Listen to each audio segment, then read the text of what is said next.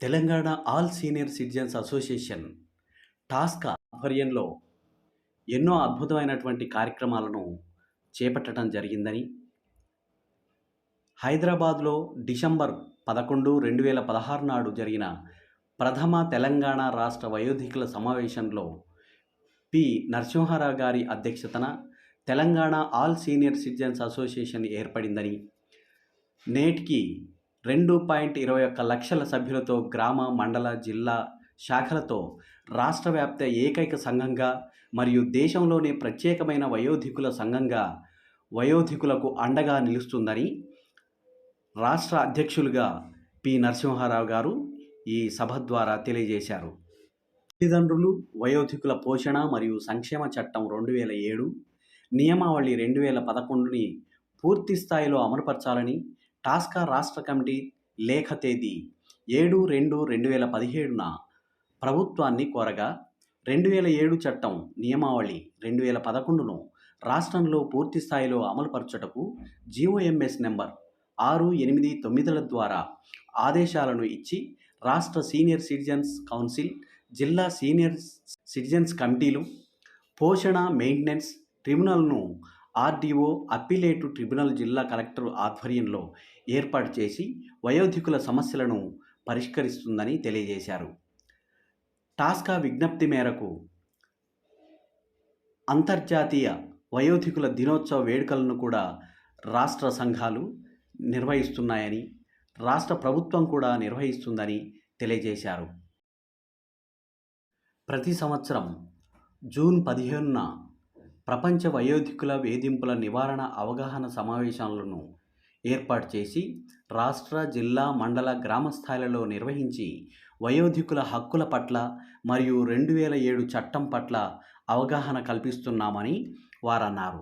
వయోధికుల హక్కులు, ప్రభుత్వ సంక్షేమ పథకాల గురించి అవగాహన కల్పించుటకు టాస్కా ఆధ్వర్యంలో 2018 జనవరి నెల నుండి పిలుపు పత్రిక మరియు సీనియర్ సిటిజన్స్ డైరీని ప్రతి సంవత్సరం ప్రచురించి సభ్యులకు అందజేస్తుందని వారు ఈ సందర్భంగా తెలియజేశారు. పాఠశాల విద్యార్థులలో నైతిక విలువల పెంపునకు టాస్కా ప్రతి సంవత్సరం 15 ఆగస్టు సందర్భంగా అన్ని ప్రభుత్వ ఉన్నత పాఠశాలల్లో వక్తృత్వ పోటీలు, వ్యాసరచన పోటీలను నిర్వహిస్తుందని వారు తెలియజేశారు. ప్రతి జిల్లాలో కౌన్సిలింగ్ సెంటర్లను ఏర్పాటు చేసి వేధింపులకు గురి అయిన అగుచున్న వయోధికులకు, వారి కుటుంబ సభ్యులకు కౌన్సిలింగ్ చేసి వారి మధ్య సహృద్భావ వాతావరణాన్ని కల్పించుటకు కృషి చేస్తుందని వారన్నారు. తెలంగాణ సీనియర్ సిటిజన్స్ అసోసియేషన్ అధ్యక్షులుగా ప్రభుత్వం ముందు ఆయన కొన్ని ప్రతిపాదనలను చేశారు. మెయింటెనెన్స్ ట్రిబ్యునల్ మరియు అప్పీలేటు ట్రిబ్యునల్స్ నిర్ణీత సమయంలో తీర్పులను వెలువరించి అమలుపరచుటకు ప్రభుత్వం తక్షణ చర్యలు తీసుకోవాలని కోరారు.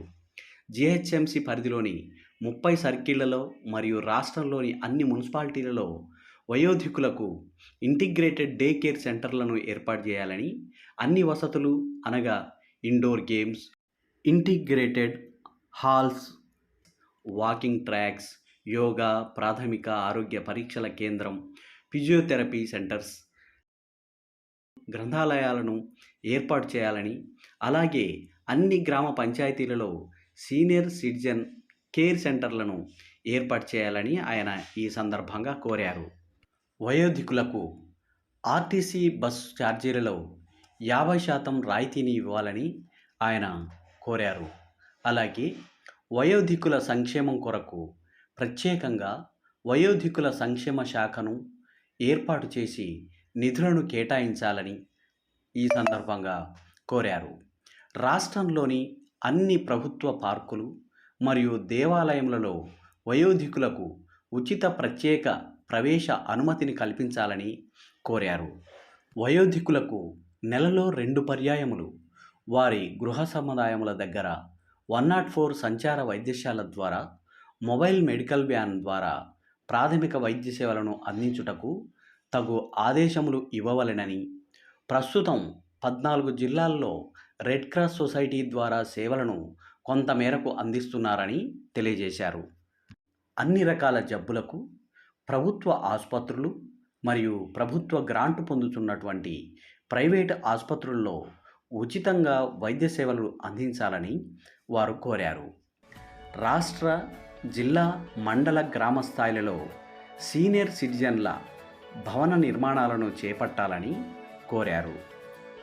ఫిర్యాదులను స్వీకరించి పరిష్కరించుటకు వయోధికుల సంక్షేమ శాఖ, హెల్ప్ లైను, పోలీసు, రెవెన్యూ, ఆరోగ్య శాఖలతో కలిసి సంయుక్తంగా నిర్వహించాలని ఈ సందర్భంగా ఆయన కోరారు.